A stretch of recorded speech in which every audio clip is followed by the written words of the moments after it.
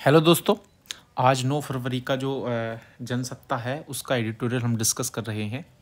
और सबसे पहले मैं आपको बता दूं कि एज सच एडिटोरियल में तो कोई ऐसा चीज़ नहीं आई है जो बहुत ज़्यादा इम्पोर्टेंट हो, क्योंकि वो सब पॉलिटिकल हैं, राजनीतिक है, और राजनीतिक जो भी चीज़ें होती हैं वो एग्ज़ाम के पॉइंट ऑफ व्यू से हमारे लिए इम्पोर्टेंट नहीं होती।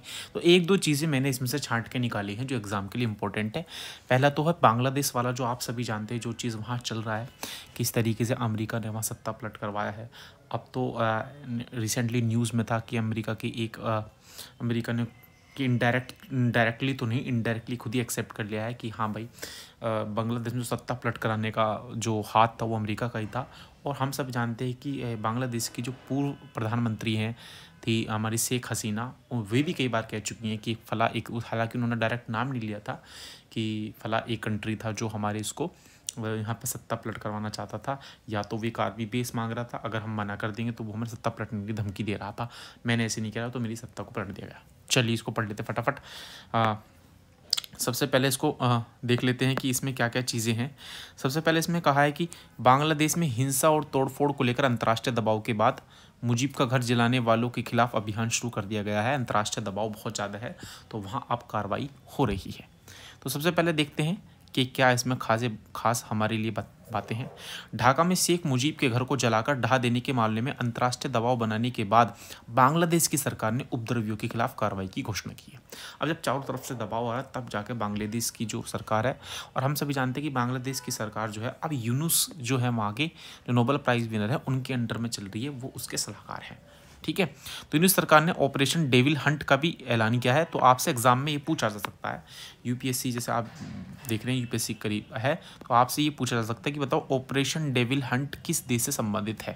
तो ये इंपॉर्टेंट हो जाएगा हमारा, ऑपरेशन डेविल हंट हाल ही में किस देश में लॉन्च किया गया, ये भी पूछा जा सकता है हमसे, और ये इंपॉर्टेंट है। आगे बढ़ते हैं। इसके अलावा एक छात्र समूह ने ढाका के बाहरी इलाके में आवामी लीग के एक नेता के घर पर प्रदर्शनकारियों के तोड़फोड़ करने व कार्यकर्ताओं पर हमला करने वाले दोषियों का पता लगाने के लिए 20 घंटे का अल्टीमेटम दिया है। ठीक है, भेदभाव विरोधी छात्र आंदोलन के नेताओं का दावा है कि उनके कार्यकर्ता लूटपाट रोकने के लिए पूर्व मंत्री के घर गए थे, लेकिन बदमाशों ने उन पर हमला कर दिया है ना। तो कोई बदमाश भी वहाँ मौजूद थे। अंतरिम सरकार के प्रमुख सलाहकार प्रोफेसर मोहम्मद यूनुस, जैसे कि हम बोला कि प्रोफेसर मोहम्मद यूनुस है, उन्होंने ऑपरेशन डेविल हंट का आदेश दिया है और सेना को बुलाया है, क्योंकि गाजीपुर में उस जगह छात्र संगठन का विरोध प्रदर्शन चल रहा था, जहां शुक्रवार को इसके बाद है जहां शुक्रवार को उनके कार्यकर्ताओं पर हमला किया गया था। गृह मंत्रालय ने एक बयान में कहा है कि यह अभियान गाजीपुर से शुरू हुआ और लोगों की सुरक्षा सुनिश्चित करने के लिए इसे पूरे देश में चलाया गया।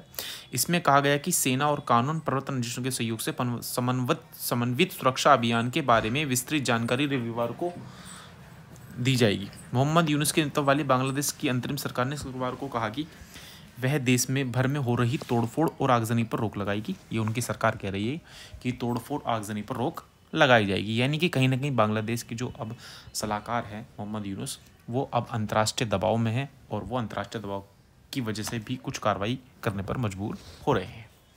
अंतरिम सरकार ने यह बयान ऐसे वक्त दिया कि जब देश के प्रमुख विपक्षी दल और पड़ोसी मुल्क भारत ने अब तक प्रधानमंत्री शेख हसीना से जुड़े एक ऐतिहासिक घर पर हमले को लेकर चिंता व्यक्त की है। हम सभी जानते हैं कि भारत लगातार अपनी चिंता व्यक्त कर रहा है। एक तो वहाँ की जो सरकार वहाँ पलटी है उस चीज़ को लेकर, और बाकी जो वहाँ की माइनॉरिटी है उस चीज़ उनकी सुरक्षा को लेकर। देश के विभिन्न हिस्सों में भीड़ हसीना के समर्थकों के घरों और व्यापारिक प्रतिष्ठानों को निशाना बनाकर तोड़फोड़ कर रही है, यानी कि अभी सिलसिला अभी भी जारी है।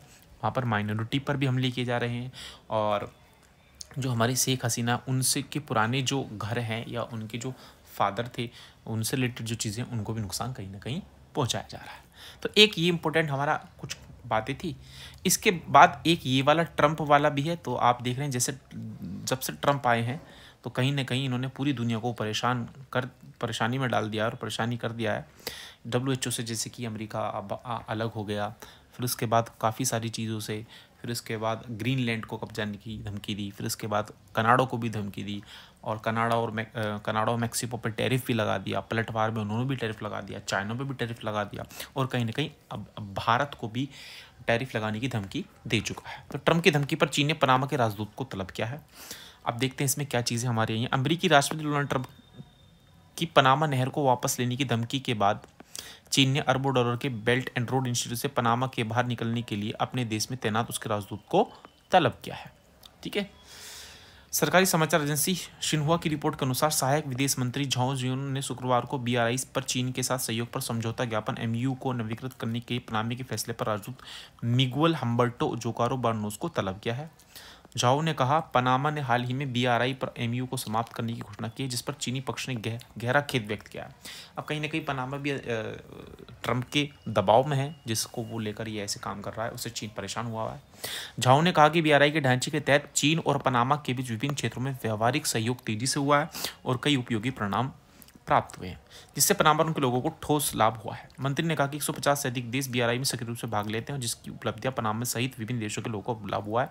चीनी राष्ट्रपति की BRI पहल के तहत चीन ने ऋण देकर प्रमुख बुनियादी ढांचा परियोजनाओं के निर्माण के लिए विभिन्न देशों में भारी निवेश किया है। तो हम सभी जानते हैं कि चीन का बेल्ट एंड रोड इनिशिएटिव है, जो पूरे विश्व में वो चल रहा है, लेकिन इंडिया कहीं ना कहीं इसके खिलाफ है। और आपको पता है इंडिया क्यों खिलाफ है, क्योंकि आप जानते हैं कि POK से होकर जाता है, जो पाकिस्तान ऑक्यूपाइड कश्मीर है। और इंडिया ने आपको पता भी होगा कि इंडिया ने इसके लिए एक अल्टरनेटिव IMEC लॉन्च किया था, लेकिन अभी क्योंकि वहाँ इजराइल में जस्ट फिलिस्तीन और इजराइल के बीच में आप जानते हैं लड़ाई चली, तो उसकी वजह से ये India middle east economic corridor अभी पूरी तरीके से काम नहीं आ पाया है। तो कुल मिलाकर ट्रम्प यहाँ भी परेशानी में ही डाल रहे हैं। अब इसके बाद इसके अलावा हमारे पास सिर्फ एक आर्टिकल बचा है और 9 फरवरी में उसके अलावा कुछ नहीं है। और वो मैं बता दूं कि वो मैं सिर्फ इसलिए डिस्कस कर रहा हूँ, वो आपकी बेनिफिट के लिए। बाकी उसमें एग्ज़ाम का तो कुछ ऐसा कुछ है नहीं, और थोड़ा सा एथिक्स में आपको वो थोड़ा बहुत काम कर देता है, और वो ये है, अभ्यास की राह जटिलता की था। जैसे आपने सुना हो तो करत करत अभ्यास ते जड़ती होत सुजान, रस्ती आवत जात है सिल पर परत निशान। मतलब अगर हम अभ्यास करते जाएंगे तो कुछ भी ना हो तो सिल पर तो निशान पड़ ही जाएगा। यह उक्ति अपने भीतर एक दर्शन छिपाए हुए है। ठीक है, चलिए देखते हैं क्या वो दर्शन है, क्या इसमें कुछ बातें हैं। तो फटाफट इसको देख के, ये आपके मोटिवेशन के लिए बढ़िया काम करेगा। तो जनसत्ता के अंदर जो न्यूज़पेपर है उसमें एक अच्छी बात है, इसमें मोटिवेशन के लिए बहुत सारी चीज़ें आती हैं। 10 फरवरी का भी न्यूज़पेपर आ चुका है, मैं जल्दी ही उसको डेट वाइज करने की कोशिश करूँगा। तो देख लेते हैं इसमें क्या है। कई बार ऐसा होता है कि हम किसी काम को पूरा करने की कोशिश में जब बार बार नाकाम होते हैं तो ऊब कर उसे छोड़ देते हैं, परेशान होकर छोड़ देते हैं। इसके बाद उससे हमारे भीतर काम न पूरा करने की निराशा उपजती है और काम नहीं होने की वजह से हताशा पैदा होती है, हम ना कहीं परेशान होकर उसको छोड़ देते हैं। जैसे UPSC की आप तैयारी कर रहे हैं, PCS की तैयारी कर रहे हैं, किसी गवर्नमेंट एग्जाम की तैयारी कर रहे हैं, एग्जाम नहीं निकल पा रहा है तो परेशान होकर हमने इसे छोड़ दिया। इससे उपजी मनस्थिति में द्वंद्व की जटिलता को समझा जा सकता है, मगर सवाल है कि किसी काम को करने की कोशिश उसके पूरा होने की संभावना पैदा करेगी या उससे उपकर उसे बीच में छोड़ देना है, क्या करे इंसान। तो देखते हैं इसमें क्या है। सबसे पहली बात ये कर रहा है एकाग्रता और धैर्य, एकाग्रता और धैर्य की ये बात कर रहा है। देखते हैं इसमें क्या कह रहा है। दरअसल मौजूदा दौर में हमारी जीवन शैली कई उलझनों में फंसी दिखती है। हमारे भीतर एकाग्रता और धैर्य की कमी एक काम समस्या के रूप में बैठ गई लगती है। इसी के नतीजे में यह होता है कि हम कई काम शुरू करते हैं, इससे पूरा करने की क्षमता भी हमारे भीतर है, लेकिन वह काम थोड़ा आगे बढ़कर फिर या तो रुक जाता है या फिर आधा अधूरा छूट जाता है। हम अपनी ऊब, निराशा और हताशा से उपजे द्वंद्व में इस पर गौर नहीं कर पाते कि क्या हमारे प्रयास में कोई कमी रह गई थी, फिर क्या हमारे प्रयास की दिशा सही नहीं थी, या कुछ और प्रयास करने से वह काम हो जाता है। मतलब कहीं ना कहीं हम परेशान हो जाते हैं, ऊब जाते हैं अगर वो काम पूरा नहीं होता। यही वह बिंदु है जिस पर हमें किन्हीं वजह से सोच नहीं पाते और काम पूरा करने की क्षमता के बावजूद उसे अधूरा छोड़ देते हैं। फिर इसे उपजे हमारी हताशा हमारी एक नई समस्या बनने लगती है, जबकि यह आजमाया गया सच है कि अगर हम किसी काम को करने की क्षमता रखते हैं तो उसे पूरा करने के लिए प्रयास और धैर्य की जरूरत होती है। सबसे ज़्यादा आपको धैर्य रखना है और प्रयास करते रहना है। अगर एक बार में वह काम कुशलता संपन्न नहीं हो पाया तो उसका मतलब यह नहीं है कि वह कर नहीं सकते। अगर आपसे कोई काम नहीं होता इसका मतलब ये नहीं कि वो होगा नहीं। आप प्रयास करते रहिए और धैर्य रखिए। प्रयास, प्रैक्टिस, धैर्य और पेशेंस, ये 2 चीज़ें हैं जो आपको ऊपर उठा देंगी।